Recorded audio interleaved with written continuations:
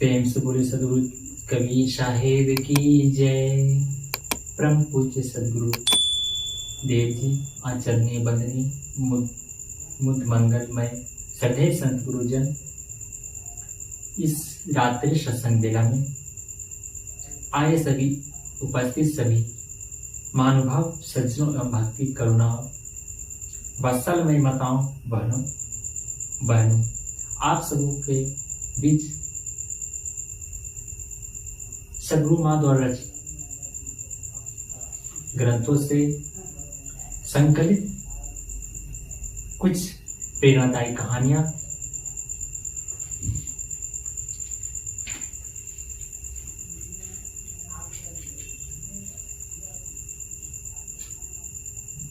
परम पूज्य सदगुरुदेव जी के संतों के चरणों में एक रखने की कोशिश करेंगे।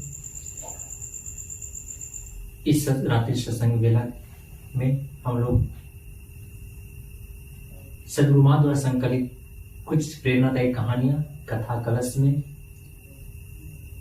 श्रवण करने की कोशिश करते हैं और इससे अपने जीवन को धन धन करने की कोशिश करते हैं, क्योंकि संतों की वाणियां अमर होती है, सदगुरु की वाणियां अमर होती है। इसलिए सदगुरु माँ द्वारा ये ग्रंथ रचित कथा कलश में सदगुरु माँ ज्ञान उपदेशों से संकलित किया गया है। साध्वी आनंद जी गिरिडीह झारखंड से। आज हम लोग का विषय है एक बुराई के कारण। तीसरे कथा कलश के भाग 3 हम लोग प्रवेश कर रहे हैं। विषय है एक बुराई के कारण। एक मुल्ला साहब थे, वे बहुत अच्छे थे। वे अहिंसा का प्रचार करते थे, प्रेम का प्रचार करते थे, मानवता का प्रचार करते थे। अन्य मौलवी उनकी बातों को सुन सुनकर कुढ़ा करते। उन लोगों को लगता कि यह काफिराना हरकत कर रहा है। अंततः उन लोगों ने नवाब से जाकर उनकी चुगली कर दी। नवाब ने कहा, अगर उसे मैं मरवा डालूं तो मुसलमान लोग भी बगावत पर उतर आएंगे, इसलिए उसे दूसरे तरीके से मारना चाहिए। मुल्ला साहब को राज दरबार में बुलाया गया। उसे एक महल में भेज दिया गया। कहा गया कि नवाब साहब ने यहाँ पर 4 चीजें रखवाई है। चारों चीजों में कम से कम एक चीज का सेवन करना अनिवार्य है।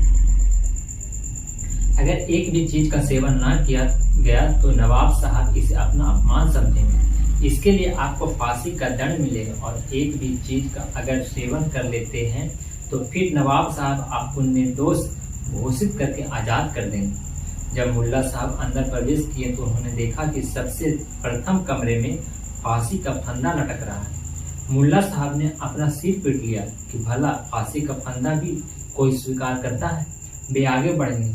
आगे उन्होंने एक वेश्या को सजी सजाई रूप में देखा। वे वहां से त्राहिमाम करते हुए आगे भागे। तीसरे कमरे में उन्होंने देखा मांस कबाब इत्यादि थालियों में सजा कर रखा हुआ है।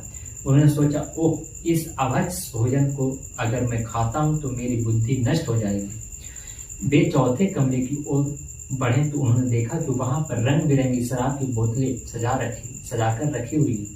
मुल्ला सोचने लगे, क्या करूं, चारों तो एक से बढ़कर एक आफत है, चारों तो एक से बढ़कर एक पाप है, चारों ही नरक के द्वार है। आधी रात हुई, वे प्यास से व्याकुल होने लगे। उन्होंने सोचा, एक चीज को तो सेवन करना ही है, क्यों नहीं मदिरा को पी लूं।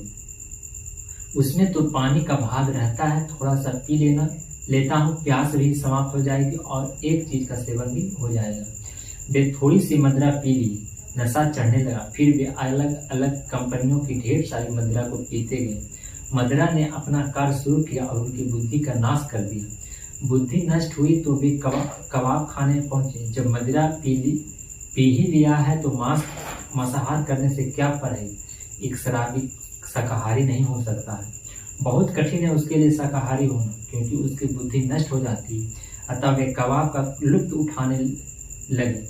फलते और अधिक बुद्धि मलिन हो गई। वहां से मुल्ला पहुंचे वेश्या के पास। रात और वहां गुजार कर जब सुबह उठे तो नशा उड़ चुका था। भोजन का भी असर थोड़ा कम। वे पश्चाताप से सोचने लगे कि अब लोगों को अपना मुंह कैसे दिखाऊं। अंततः फांसी के फंदे पर जाकर लटक गए। एक कमजोरी के कारण चारों पे चारों दुर्गुण आ गए और वे असमय मृत्यु को प्राप्त हुए। शिक्षा, किसी दुर्गुण को छोटा नहीं समझना चाहिए। एक दुर्गुण की कमजोरी भी पतन के लिए पर्याप्त है।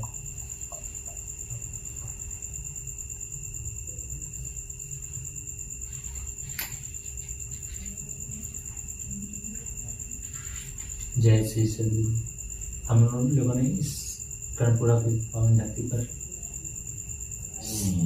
इस गिरिडीह नगरी में श्रवण की सद्गुरु महाद्वारा संकलित कथा कलश में विषय भाग 3 में विषय एक बुराई के कारण पर प्रेम सद्गुरु मां की जय।